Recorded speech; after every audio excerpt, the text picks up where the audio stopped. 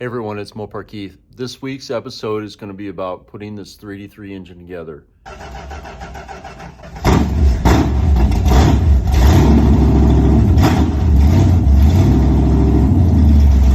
In this episode, we're going to take an old worn out Chrysler product and turn it into a brand new shiny showpiece that runs really good.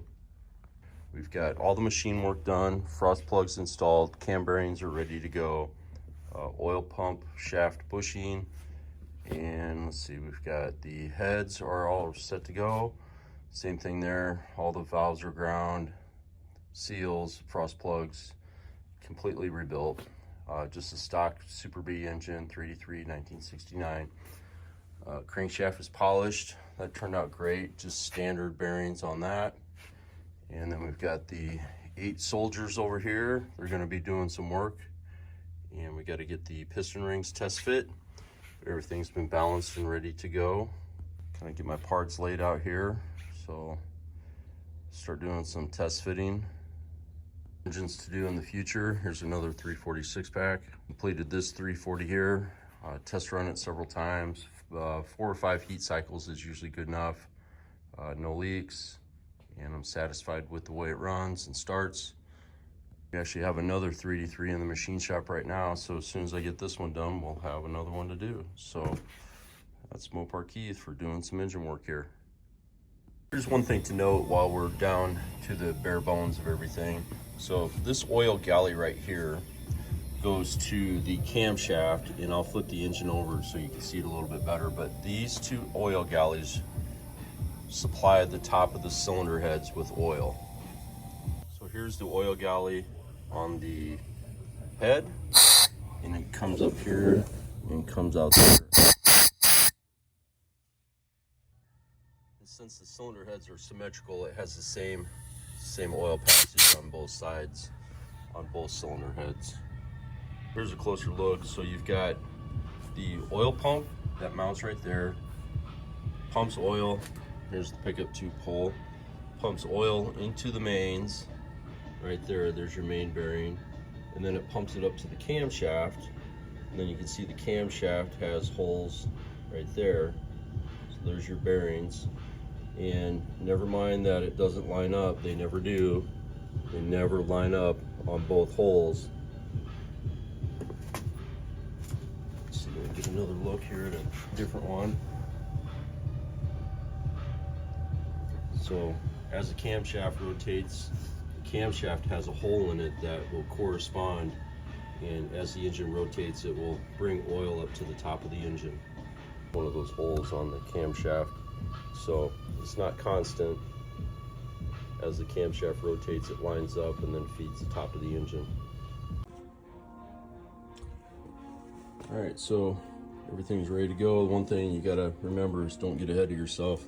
Get the rear main seal in there first. So this is something that's highly debatable, whether or not to upgrade to an aluminum block or to use the original one. And for me, I mean, you could totally use this, and they've worked for generations, and I don't know. But with the with this thing right here, it's just too much to risk. So I started using these a while ago. Try to use them all the time if I can.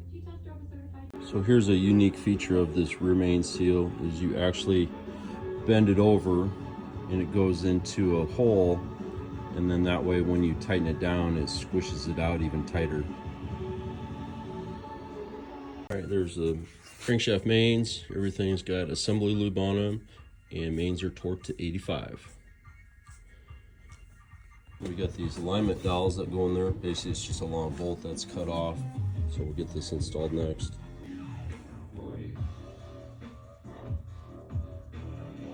Alright, so the next thing after the crankshaft is done, I always test the ring gap, and it goes a little bit faster for me if I just put one in each hole and then just go around with the piston.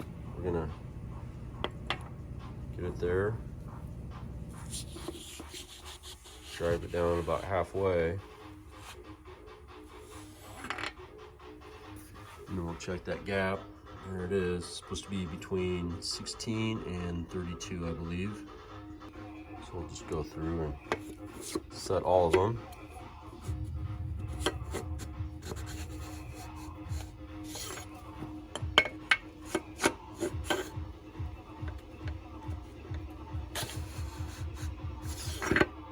I like to push it down at least the depth of the piston. That way I know the piston has pretty much got that ring set in there square.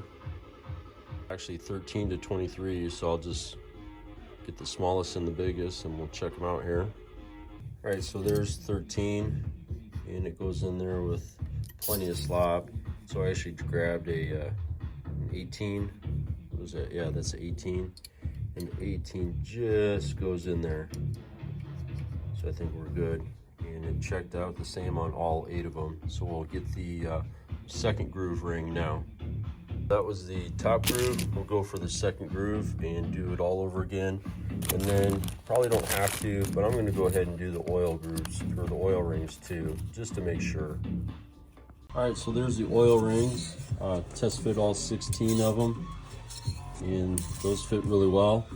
And I know some of you might not do that, but all it takes is one faulty manufacturing defect to ruin a whole entire engine.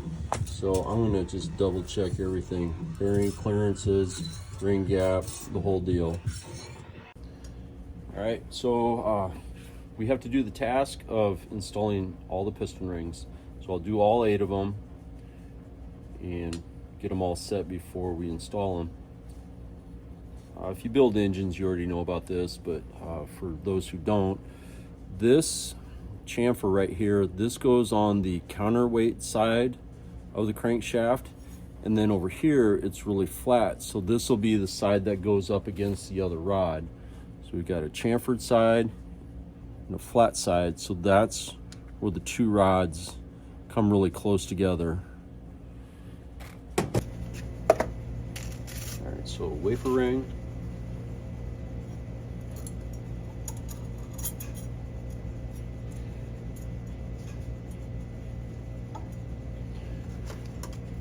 and the oil ring.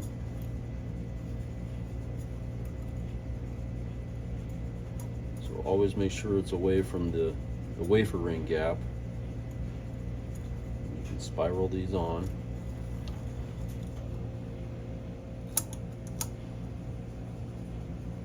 That gap.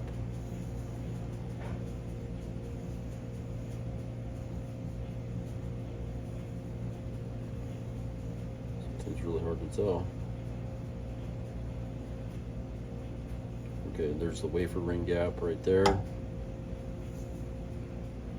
right, so we're gonna rotate that guy down. Do this gap the opposite of it.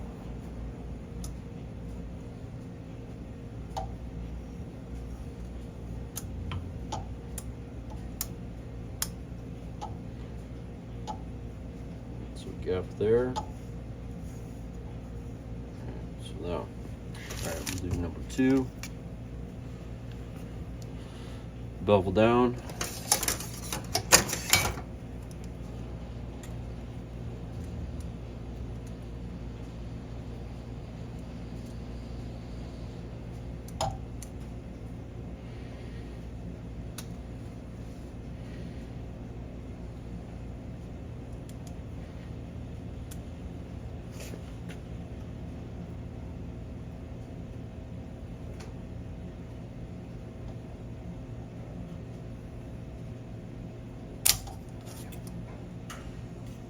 This thing isn't a surefire thing. Like I said, I don't want to overextend it because you can bend them or break them.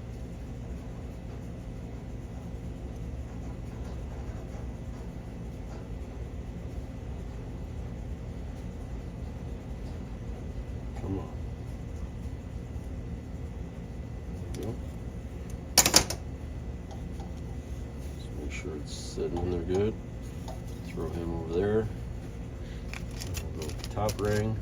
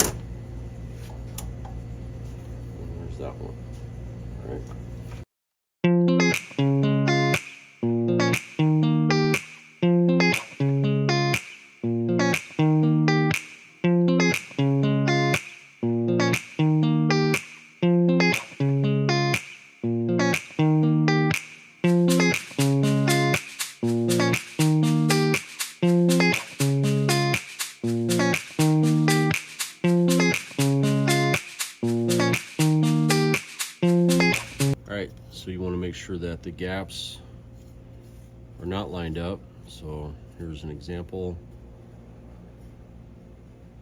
Try to get it in the view of the camera here. So do not line them up. This will be loss of compression, oil burning, all that good stuff. So I always offset the gaps, and then before I put these into the cylinders, I always just double check all my gaps and make sure that they're all offset.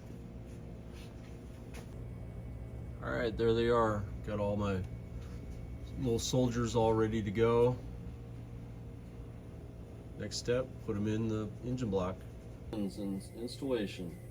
So we're gonna start with number two. All right, so we're gonna start with number 2. Arrow forward, but always double check. Chamfer, flat side.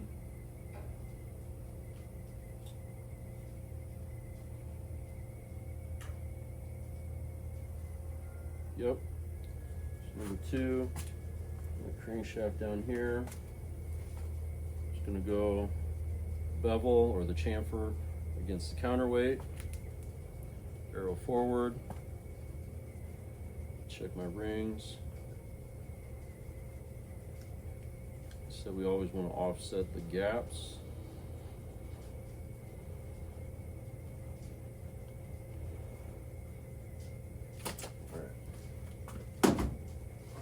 Real simple too. Just cut a piece of 3/8 fuel line. When you pound these guys in, you want to protect the crankshaft journal from the threads. So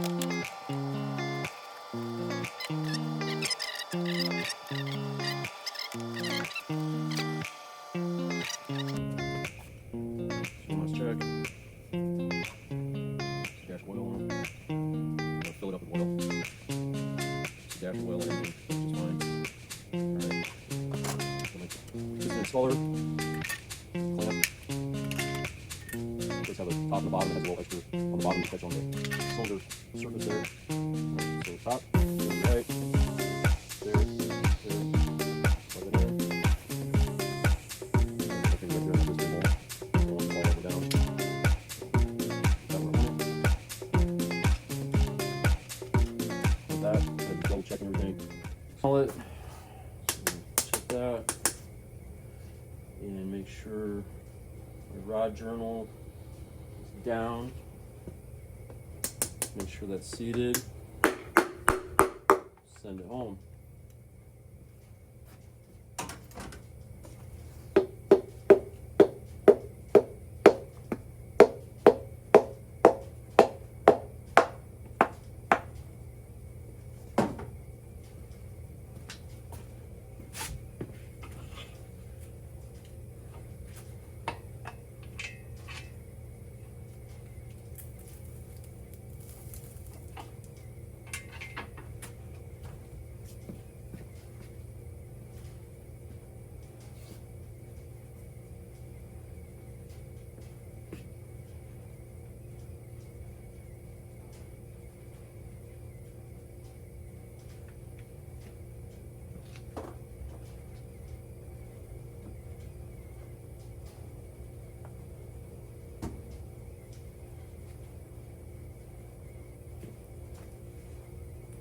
So I've got a couple different ways to look at this. So I've got the number that corresponds with there, but also I've got my chamfer against the counterweight.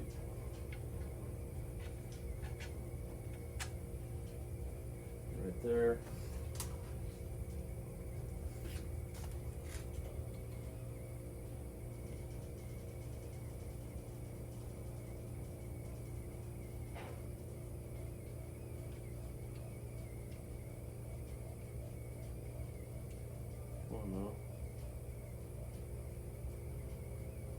Alright, so we'll get that torqued down. I get the bolts in the front here and get to where I can turn this over. I rotate it every time just to make sure everything's running smoothly. So the torque on these rods is 45. Got that set. Draw them down nice and even.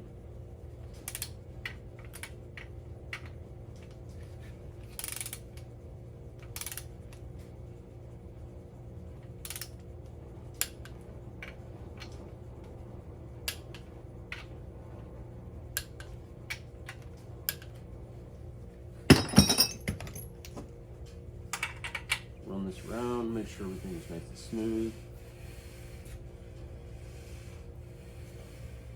All right.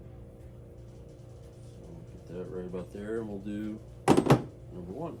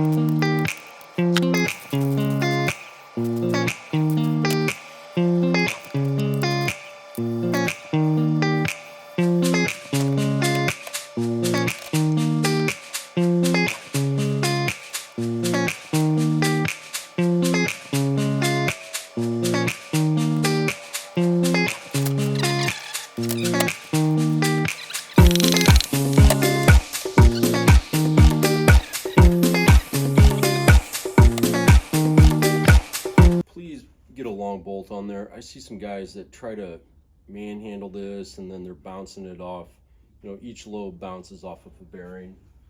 Send this guy home nice and easy. There's our first journal, just let it rest there.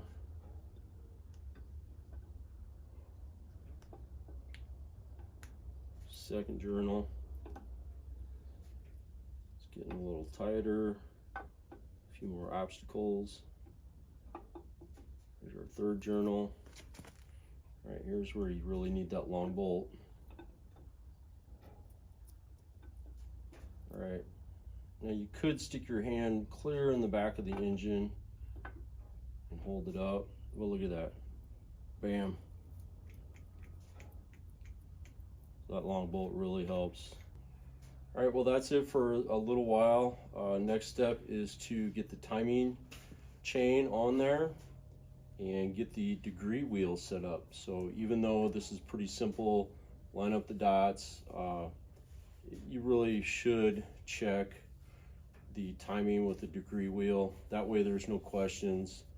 Once again, if there's a manufacturing error, if this pin were in the wrong place, if the cam lobes were ground wrong, you really want to know where this keyway is, what your harmonic balancer looks like, and so we'll use the degree wheel. All right, so I got my degree wheel set. I've already gone through this and I'm just kind of showing it in the video. I've got my top dead center with number 1 piston on the dial indicator. So go about 20 degrees one way, and that can go 20 degrees the other way, and it kind of averages out. And with my pointer right there at 0, I've got 0 on my dial indicator, so I know this is at true top dead center. And then also the same would go for piston number 6.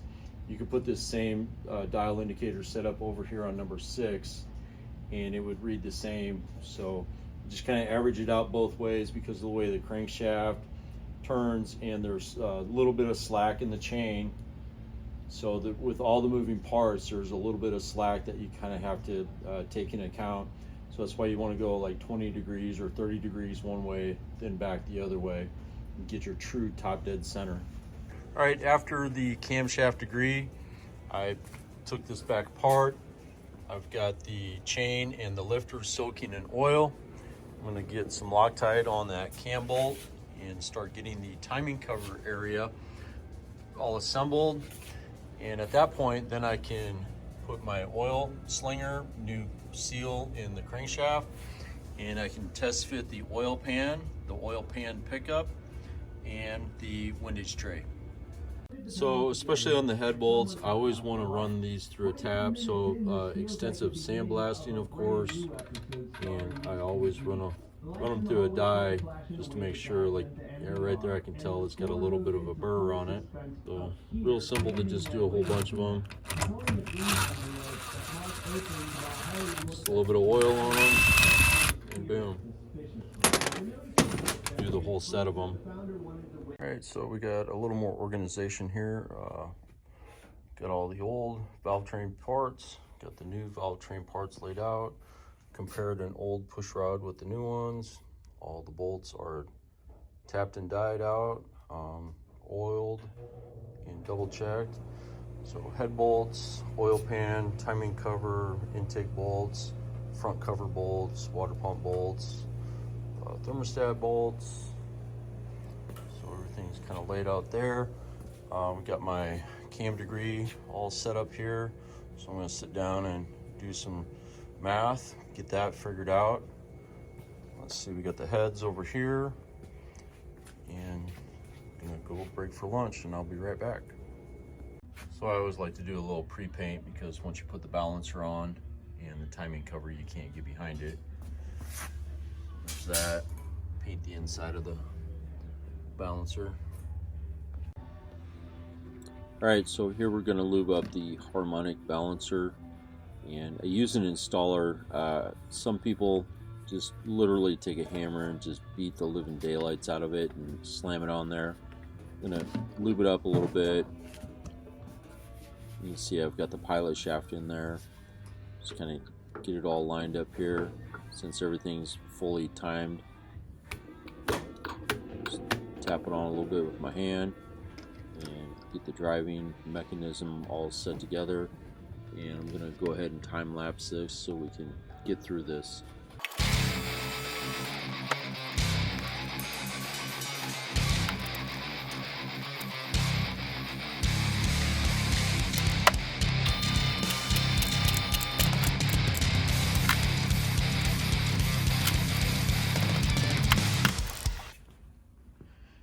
I'll go through some particulars about how to pre-lube this engine. So all engines are basically the same. They have an oil hole in the camshaft journal. So you can see this area right here. This is the oil galley that comes up through the camshaft and straight down to the mains. And I did a video on this particular system when I was building this engine before I even had the crankshaft in. So the oil comes from the pump through the mains, up through the camshaft and into the cylinder heads, and it feeds each side. And the way that it does this is through the camshaft journal.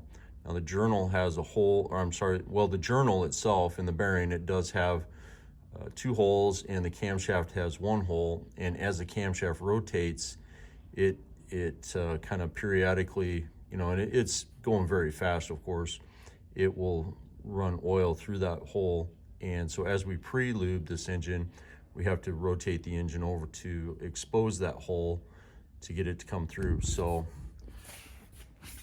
all big blocks, they rotate the crankshaft, or I'm sorry, the oil pump shaft rotates counterclockwise. And so I stand over here, run the oil pump shaft, and I can also crank over the engine with the remote starter button. So you see how it's flowing through. And if I bump the engine over, it essentially blocks that hole. And then we have to go over to the other side here, and I'll show you how that pre-lubes it.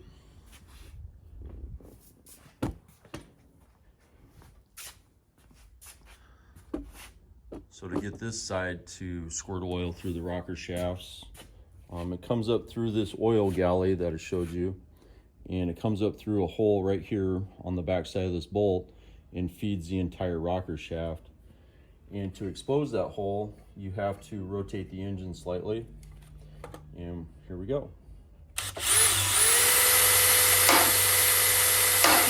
And as soon as that hole is exposed by rotating the engine, you'll see the oil just come up out of there. right there. So that's right where the camshaft is lined up with the oil galley.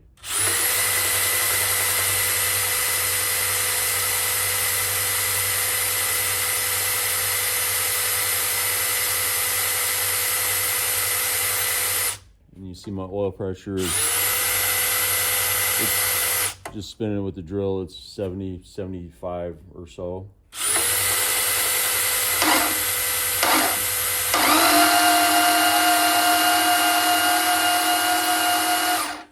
And so you can watch the needle on the gauge fluctuate, and what that is basically the oiler hole in the camshaft is closed, then open, then closed, then open. And this is only spinning at, I don't know, 10 RPM or whatever. So you can imagine at 3,500 RPM how the oil hole is exposed and it's squirting oil to the top end.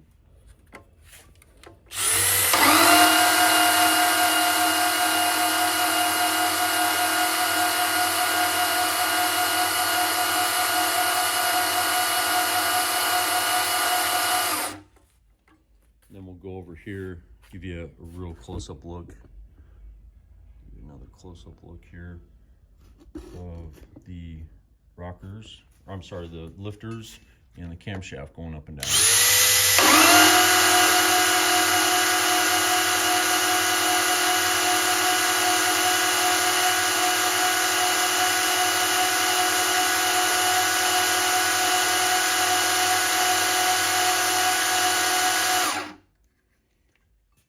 I'll show you the prime gear drive here. All right, so it's just basically an old distributor shaft with all the teeth ground off.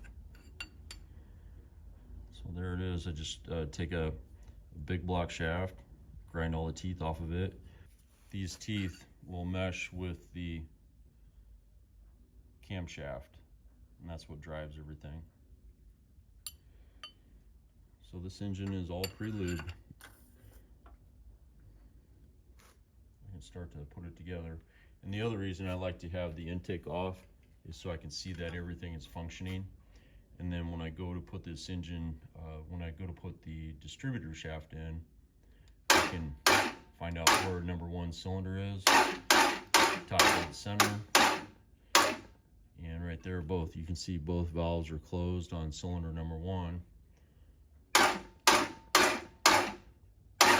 So there's my exhaust, there's my intake opening, and then it starts to go on the compression stroke, and right there is about top dead center. Both valves are closed. When I put my distributor in, get the rotor pointed at number 1 and give it a little gas, and this thing will fire right up, and then that way I know I'm not like 180 off on my distributor. So this thing will fire pretty much immediately. All right, some of the finer points of a 383 restoration here. So I always see this wrong on a lot of big blocks. So this is a stud with a nut. And you've got the barrel nut for the HP manifolds. And you've got a stud with the bracket on it, another stud with a nut, and the dipstick handle is black. The dipstick tube is bare or white zinc, and it's bolted to the engine mount and inside the block. And you always need the ground strap on the back. There's another ground strap that goes right here on top of the throttle bracket. Depends on the transmission your car was born with. Automatic has the aluminum single point distributor. So there are some of the finer points. Also, this would be a 440 HP, would be the chrome. The 383 is most likely always satin black. So we'll change that. But lots more to come on this 383 restoration. All right, here we go. Engine is brand new, fresh, never been started. I did check for spark, so we're gonna add some fuel and see if everything goes. go ahead and start here in the bowl.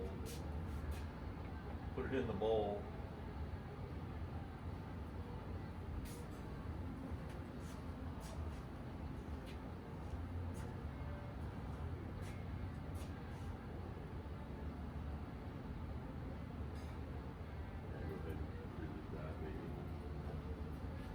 So I got gas in it, ignition on.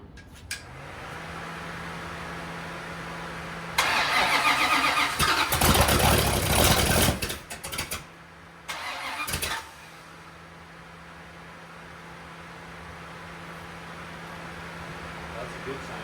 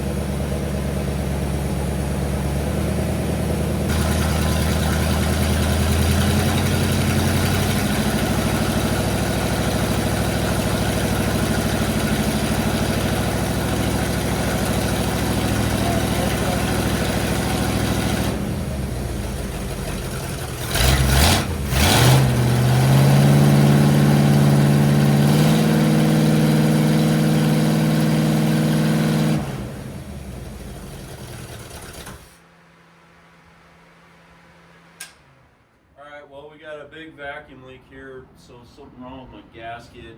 So, but that was very nice. It started up right away. All right, well, I should have known better. We're gonna try this other gasket here. There's a little cutout here. So, like I said, I should have known better. I've done this before. So we'll try a different Edelbrock gasket. It should work just fine. All right, let's try it again here. Oh, make sure it's charging too.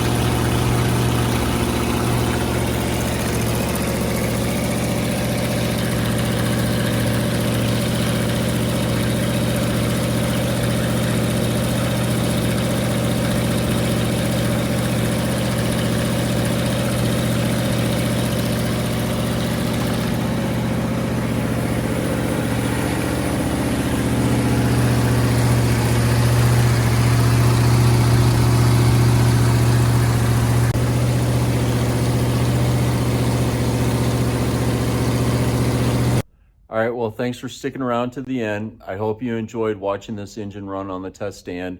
I hope it wasn't too boring, but I tried to time lapse it through the boring parts. So please like and subscribe and stay tuned till the next episode when we paint this engine and install it into a 1969 Super Bee.